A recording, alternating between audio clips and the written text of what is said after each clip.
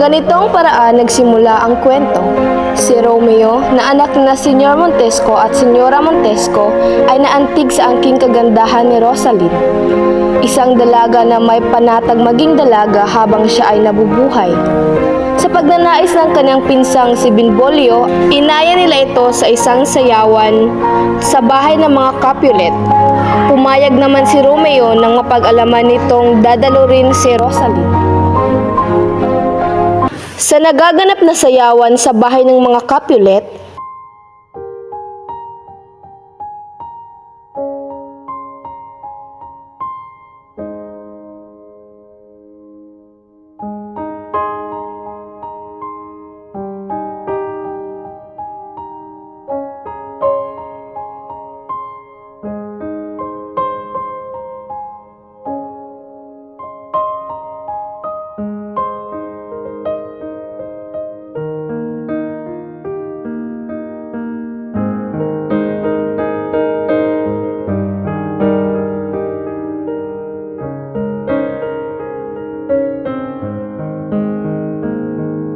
nakita ni Romeo si Juliet na anak ng mga kaaway ng kanilang angkan.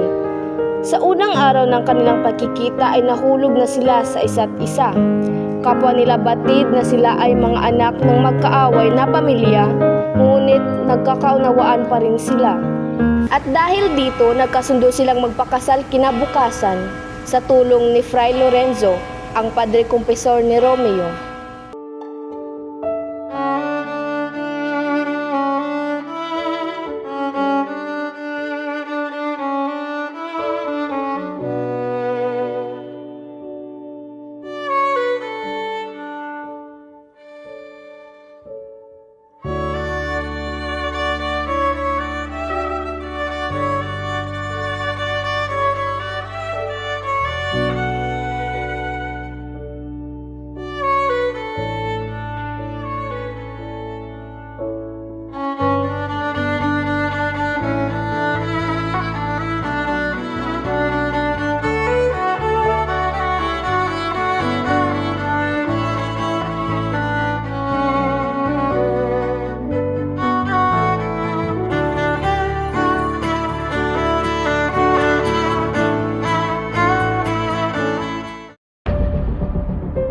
Pagkatapos ng kanilang pag-iisang dibdib, sina Tybalt at Mercutio ay naglaban at dahil dito ay nasawi si Mercutio. Nalaman ni Romeo ang pagkamatay ni Mercutio at naging dahilan ng kanyang paghihiganti. Dahil sa kanyang paghihiganti, napatay ni Romeo si Tybalt. Nagmamakaawa ang mga magulang ni Romeo, ngunit ang naging hatol ni Prinsipe Escalio sa kanya ay patapon sa labas ng Verona. Sa pamamagitan ng kasama ni Juliet ay muli silang nagkita at nangyari ang unang gabi nila bilang mag-asawa. Ngunit sa gabi ring iyon ay pinagkasundo ni na Senyor at Senyora Capulet si Juliet kay Conde Paris upang sila ay mapag-isang dibdib.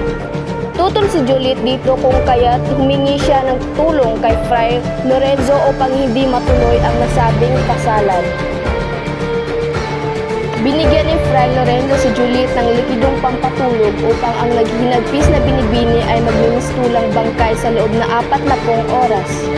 Naipabalita kay Romeo na si Juliet ay isa ng bangkay sa tulong ni Baltazar.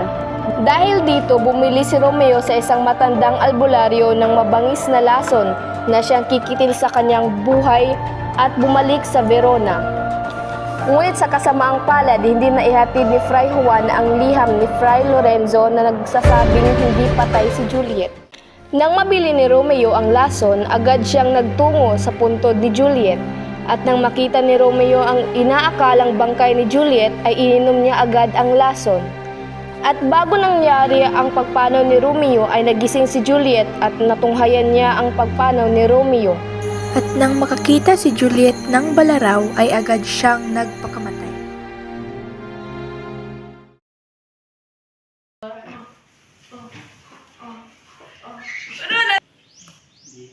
So, di siya uyo. Do your part.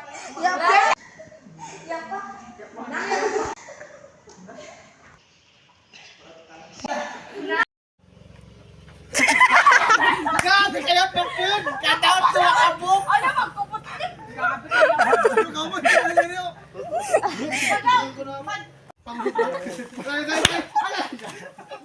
Ay, saling.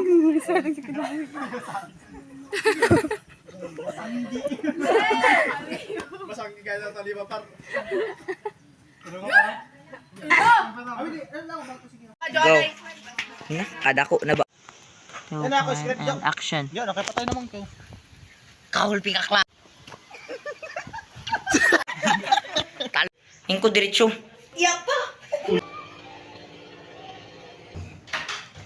Ulatin, kaunti. Spray kitik. Wala, dyan sila. Ay, doon!